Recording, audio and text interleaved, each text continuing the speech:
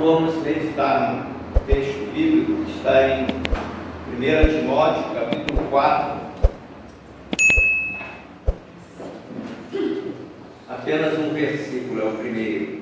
1 Timóteo, capítulo 4, versículo 1.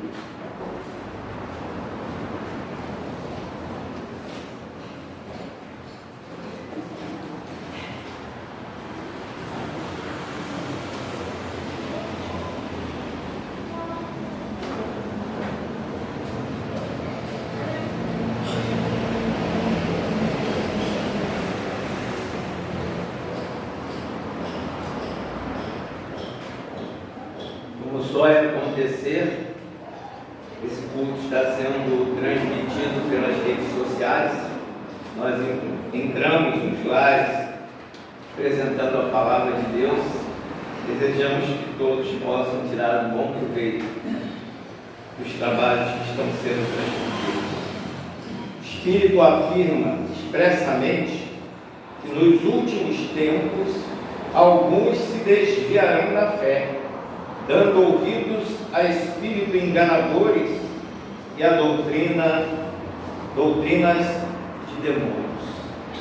Que Deus se digne a abençoar esta palavra que acabamos de ler como uma advertência para o momento atual que nós estamos atravessando no mundo.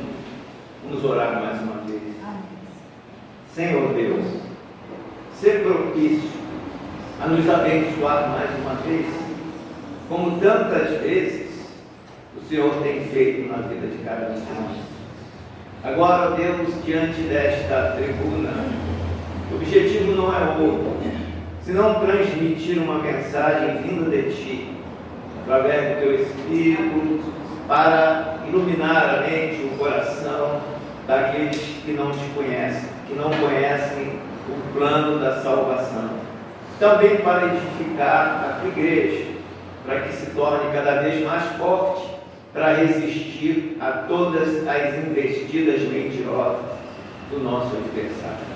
Ouve e atende para a nossa oração. Mais uma vez te pedimos perdão pelos nossos pecados, em nome de Jesus. Amém. Podemos sentar, irmãos.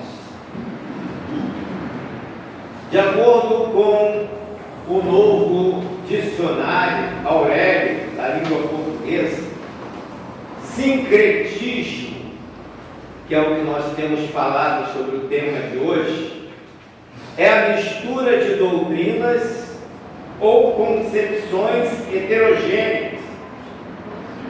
É também a fusão de elementos culturais diferentes ou até antagônicos em um só elemento, continuando perceptíveis alguns sinais originários. Mas no caso específico, para nós, o que nos interessa no momento é falar sobre sincretismo religioso, que é uma mistura de fábulas, mitos, crendices populares que se associam com a Bíblia, sob o manto de uma religião ou seita, mas que nada tem a ver com a verdadeira palavra de Deus. No nosso calendário anual, parecem datas onde se comemoram festas de cunho cristão, mas que na realidade são verdadeiras festas pagãs, disfarçadas de festas religiosas. A mais importante de todas que são festejadas no mundo ocidental é o Natal. Por conta do sincretismo religioso, o Natal, que deveria ser motivo de culto e adoração a Deus em todo o mundo, não passa de uma festa social regada por propagandas que estimulam o povo à prática do consumismo exacerbado nas compras e na quebra de dietas essenciais, na educação alimentar. Somadas a estas coisas, temos a mentira sendo ensinada pelos pais aos filhos, que passam a acreditar em Papai Noel que traz presentes para todas as crianças. Um menino de 5 anos perguntou à sua mãe: mamãe, quem foi que me trouxe ao mundo? Foi a cegonha, meu filho. Ela trouxe você dentro de um cesto pendurado em seu bico e o deixou em casa. E quem me sustenta esses anos todos, me dando roupa e alimentação? Ah, Papai do céu, meu filho. Ele que nos dá o pão, a veste e o calçado. Mamãe, uma última pergunta. E no Natal, quem me dá presentes? Ah, no Natal quem me dá presentes é Papai Noel. Então, mamãe, se quem me trouxe ao mundo foi a cegonha, quem me sustenta é Papai do céu, quem me dá presente é Papai Noel, para que serve então o papai? Manda ele embora.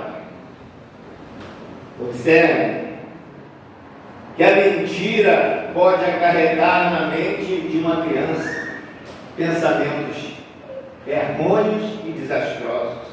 Presépio, guirlanda, presentes, Papai Noel, árvore de Natal e outros símbolos criados pelo homem, com o fito de obter vantagens materiais. Nada mais do que um sincretismo religioso que nada tem a ver com a história bíblica narrada no Velho Testamento e principalmente com o ensino de Jesus nos Evangelhos, no ensinamento dos apóstolos, nas cartas e epístolas gerais.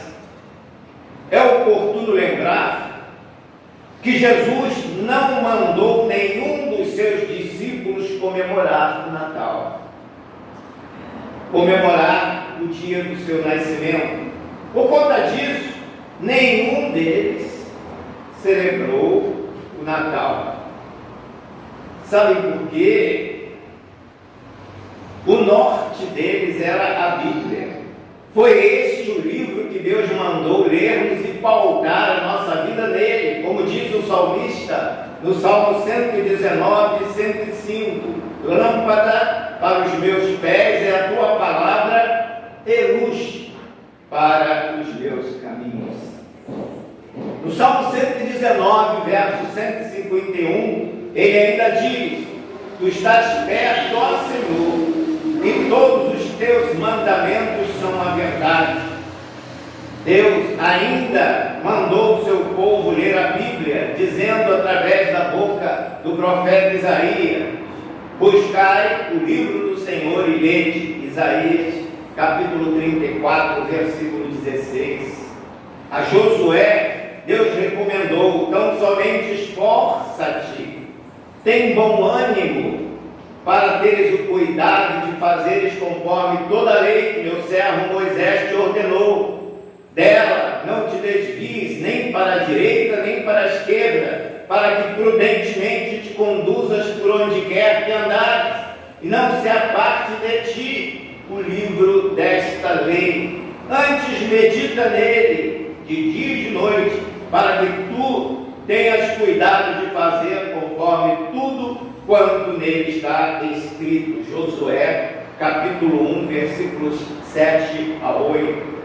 O apóstolo Paulo deu as seguintes instruções aos homens, de um modo geral: toda a escritura divinamente é proveitosa para ensinar, para repreender, para corrigir, para instruir em justiça, para que o homem de Deus seja perfeito e perfeitamente instruído para toda boa obra.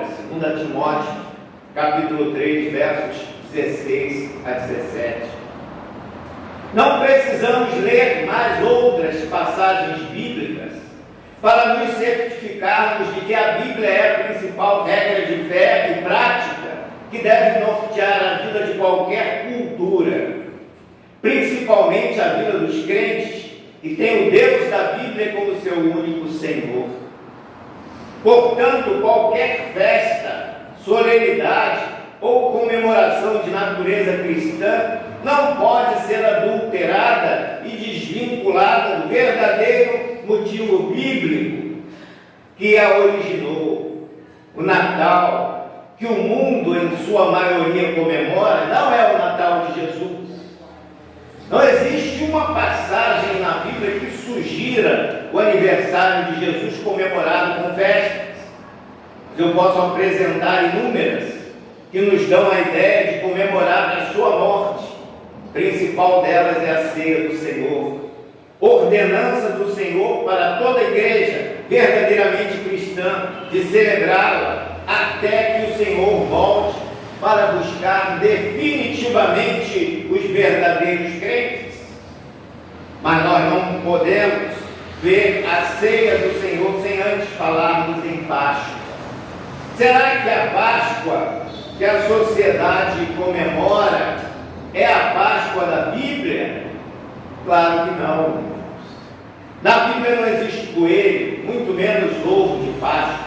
Aliás, nem judeu nem cristão comemoraram a Páscoa nos moldes estabelecidos pela sociedade moderna. Para que os irmãos entendam, na Bíblia há a escolha de um povo feita por Deus para se tornar um modelo entre os povos e divulgar ao mundo a existência de um único e verdadeiro Deus, Criador e sustentador de todo o universo. Este povo é Israel. Deus fez uma aliança com um judeu chamado Abraão e fez-lhe a seguinte promessa: far-te-ei uma grande nação, e abençoar-te-ei, e engrandecerei o teu nome, e tu serás uma bênção. E abençoarei os que te abençoarem, e amaldiçoarei os que te amaldiçoarem. Em ti serão benditas todas as famílias da terra. Gênesis capítulo 12, versículos 2 a 3. Mas Deus também falou a Abraão: saibas que de certo e peregrina será a tua semente em terra que não é sua, serviu-os-á e afligiu-os-ão 400 anos, mas também eu julgarei a gente a qual servirão, depois sairão com grande fazenda. Gênesis capítulo 15, versículos 13 a 14. Cumpriu-se esta profecia. Jacó foi com toda a família morar no Egito, a convite de José, seu filho, que na época era governador daquela nação. Com a morte de José e a subida ao trono de um novo faraó que desconhecia José, sua família passou a ser maltratada naquela nação, vindo a se tornar escrava do Egito durante cerca de 400 anos, conforme dissera Deus a Abraão. Acontece que durante estes anos o povo se multiplicou, e quando saíram de lá por conta das pragas e sob a batuta de Moisés, o líder que Deus escolheu para libertar o povo daquela escravidão, eram cerca de 3 milhões de almas. O povo, crucialmente maltratado por Faraó, foi libertado por Deus, usando Moisés como instrumento físico, humano, para realizar aquele propósito.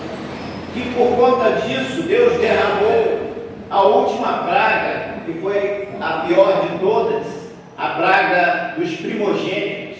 Em cada casa de um egípcio havia o filho mais velho morto. E se tivesse animais, o primogênito destes também seria ceifado.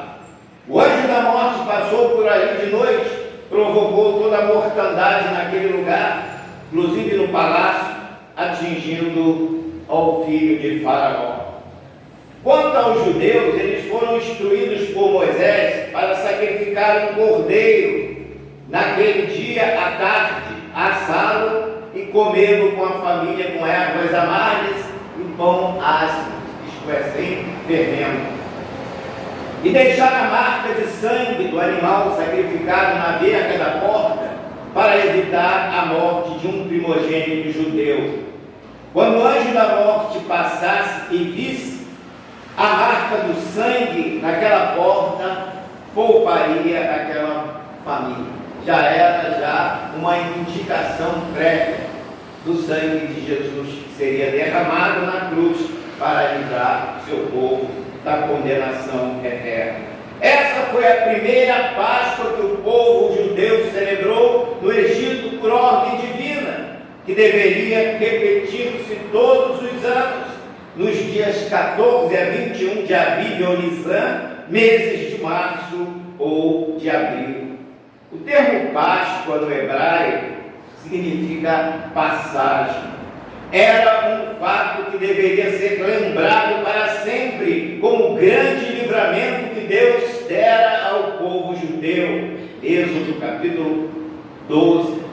Preste atenção na Páscoa dos judeus que está na Bíblia. Não há coelhos, muito menos ovos de chocolate ou de qualquer espécie. Lebres e coelhos são símbolos de fertilidade que foram herdados de celebrações pagãs relacionadas à primavera nos países europeus e no Oriente Médio. Quanto aos ovos, havia uma lenda de que os ovos eram trazidos pelo coelhinho chamado da Páscoa, e as pessoas acreditavam que estes ovos que eram decorados tinham o poder mágico de trazer felicidade, prosperidade e saúde. Práticas pagãs e crendices populares que foram trazidas para o nosso país sob a roupagem de uma celebração cristã respaldada pela Bíblia, o que não é verdade.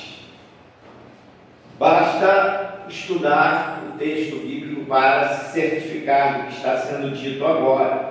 Páscoa para os cristãos não é festa também.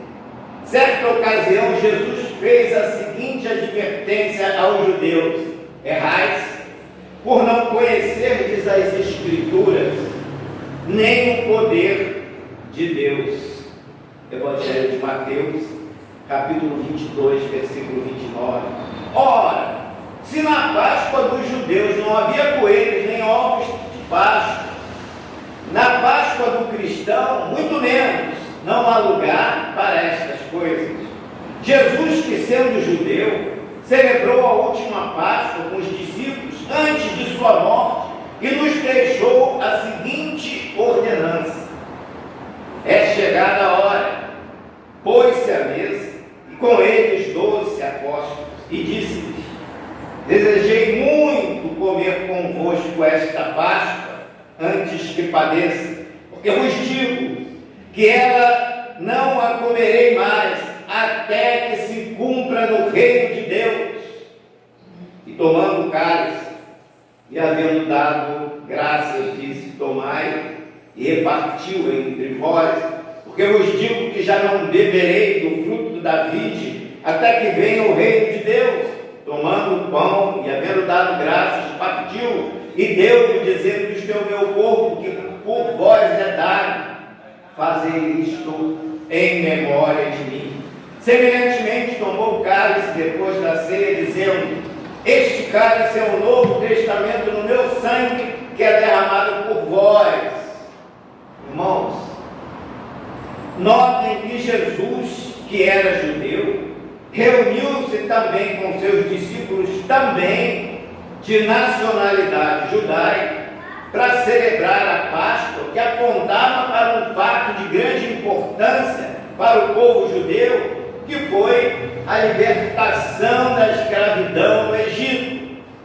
Mas ocorre que em meio a esta última Páscoa em que eles participaram, Jesus tomou o pão e, havendo dado graças, disse aos seus discípulos: isto é o meu corpo que por vós é dado. Fazei isto em memória de mim. Ou seja, em outras palavras, ele estava dizendo o motivo da celebração da Páscoa. A partir de agora não será mais o livramento, o entendimento do livramento do povo judeu das mãos de Faraó, e sim a minha morte.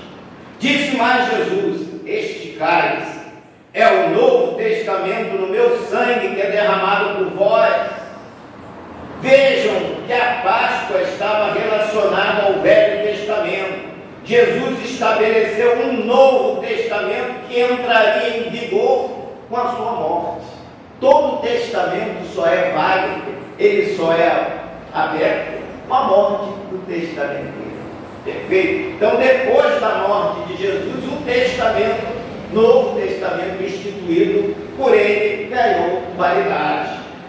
Observem também que a Páscoa tinha uma data específica no calendário judaico para ser praticada uma vez por ano pelo povo de Israel, que era de 14 do mês de março ou abril até o dia 21, com duração de 7 dias.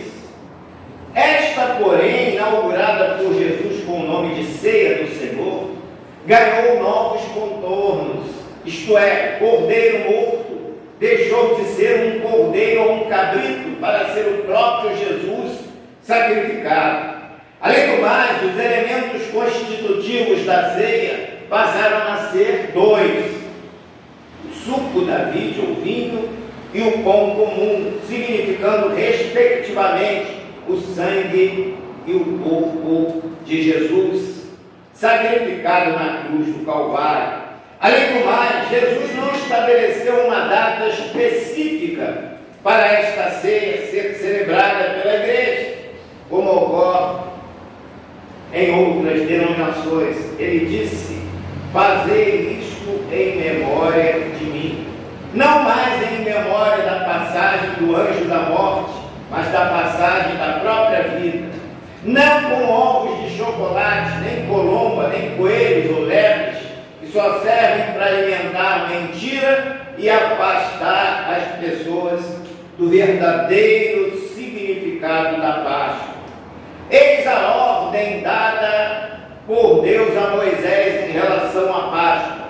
Portanto, guardai isto, o estatuto para vós e para vossos filhos, para sempre.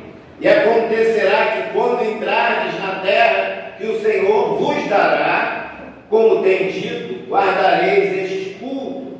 E acontecerá que quando os vossos filhos disserem: que culto é este vosso? Então direis: este é o sacrifício da Páscoa do Senhor, que passou às casas dos filhos de Israel no Egito, quando feriu aos egípcios e livrou as nossas casas. Então o povo inclinou-se e adorou. Êxodo capítulo 12, versículo 24 e 27. Mas um filho cristão que não é judeu, quando perguntar ao pai por que na igreja do Senhor, quando reunida para a ceia, se come pão e bebe vinho ou suco da vide, o pai ou a mãe, que conhece a palavra de Deus, responderá: porque a ceia é um memorial, ou seja, um símbolo da morte de Jesus na cruz por nós. O pão significa o seu corpo e o suco da vide, seu sangue. Jesus morreu para salvar toda a humanidade, mas só será salvo aquele que entender o verdadeiro significado da sua morte, obedecendo a palavra de Deus. Fundamental é obediência e não sacrifícios. O apóstolo Paulo, que aconselhou os crentes de Corinto para serem seus imitadores, como ele era em Cristo, deu o seguinte conselho àquela igreja: alimpai-vos, pois, do fermento velho, para que sejais uma nova massa, assim como estáis sem fermento, porque Cristo, nossa Páscoa, foi sacrificado por nós. 1 Coríntios capítulo 5, versículo 7. Evidentemente que o apóstolo estava falando sobre Páscoa e ceia do Senhor, pois no capítulo 11, versículo 17 a 34, ele aborda com veemência a questão da ceia do Senhor e a maneira correta de celebrá-la, porque eu recebi do Senhor, que também vos ensinei. E o Senhor Jesus, na noite em que foi traído, tomou o pão, tendo dado graças, o partiu e disse: tomai e comei, isto é o meu corpo, que é partido por vós, fazei isto em memória de mim. Semelhantemente, também, depois de cear, tomou o cálice, dizendo: este cálice é o Novo Testamento no meu sangue. Fazei isto todas as vezes que beberdes este cálice, em memória de mim. E todas as vezes que comerdes este pão e beberdes este cálice, anunciais a morte do Senhor até que venha. 1 Coríntios, capítulo 11, versos 23 a 26. A falsa Páscoa é aquela que a maioria da população comemora, com lojas repletas de ovos, de chocolate, vendidos a preços exorbitantes, com a figura do coelhinho em forma de chocolate ou de um outro material de propaganda espalhados por toda a loja. Por conta da tradição, muitos enchem as lojas para comprar o símbolo mundano da Páscoa e presenteá-lo aos amigos e principalmente à criançada. A mídia se encarrega de chamar a atenção dos consumidores, pondo propagandas atraentes e convidativas, com o famoso chavão Feliz Páscoa. Afinal de contas, o que esta expressão quer dizer? Feliz Páscoa, feliz comunhão com o Senhor, feliz feriado com a família, ou feliz degustação de ovos de chocolate? O que significa isso na mente de cada um? Não tem culpa os pequeninos, posto que em muitos casos os próprios pais desconhecem o real significado da Páscoa. Por conta dessa ignorância, se você perguntar a uma criança o que representa a Páscoa, com certeza ela vai responder que lembra uma época gostosa, onde se recebe de presentes amorosos, bombons, ovos de chocolate. Se você, cristão, deseja uma feliz Páscoa para alguém, a expressão correta é feliz comunhão com o Senhor. Infelizmente, o sincretismo religioso tem trazido muita confusão nas religiões, enfraquecendo-as cada vez mais e criando falsas expectativas para o futuro dos seus seguidores.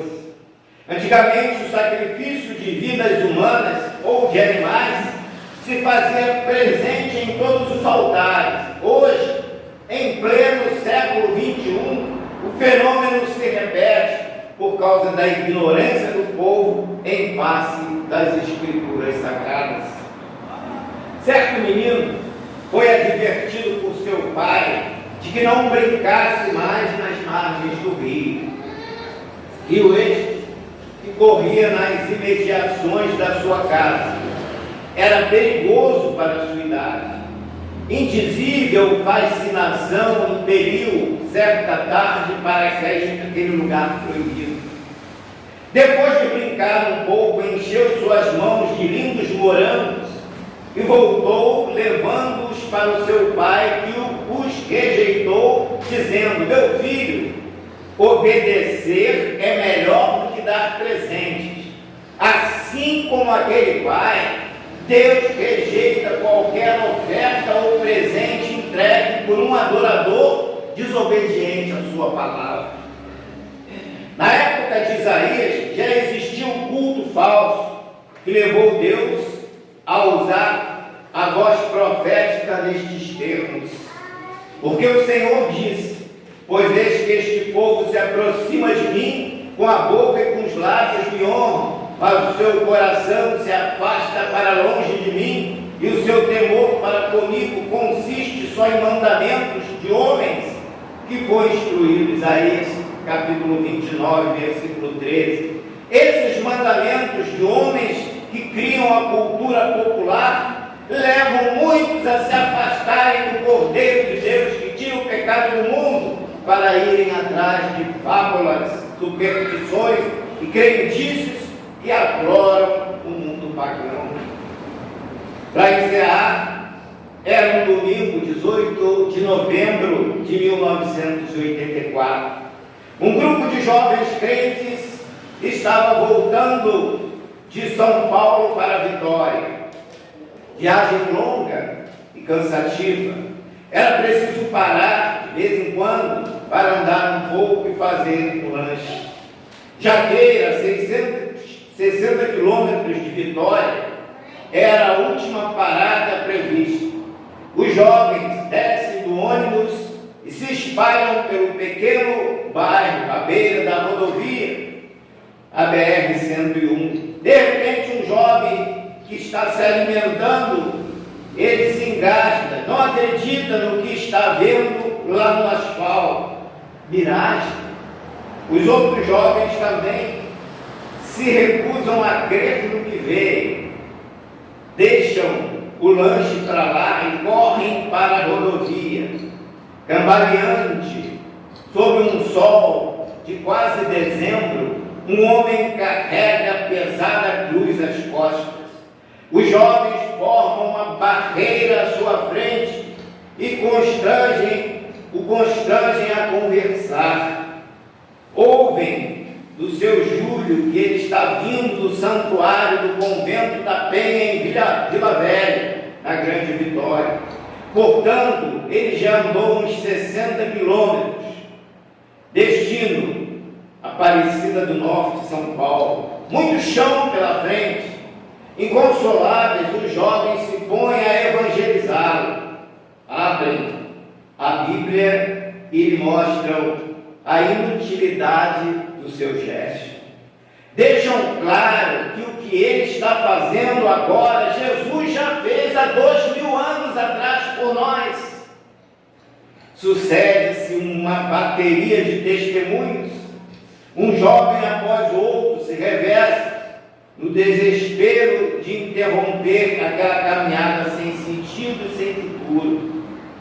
Finalmente, seu Júlio compreende que aquela moçada bonita quer lhe dizer, e já suspeitando da inutilidade daquela empreitada, despedaça dramaticamente sua cruz ali mesmo, à beira da estrada. Ele compreende que o sangue de Jesus Cristo, seu Filho, nos purifica de todo o pecado. Sem resistir, seu Júlio entra com os jovens no ônibus da salvação. Eles o deixam na rodoviária de Vitória, onde agora o irmão Júlio tomará um ônibus para Campos, Rio de Janeiro, sua cidade. A semelhança do eunuco etíope, jubiloso, que continuou pelo seu caminho depois de ser evangelizado por Filipe. Irmãos, quantas pessoas como o seu Júlio estão carregando cruzes, porque ninguém lhes falou que Jesus já as carregou por nós.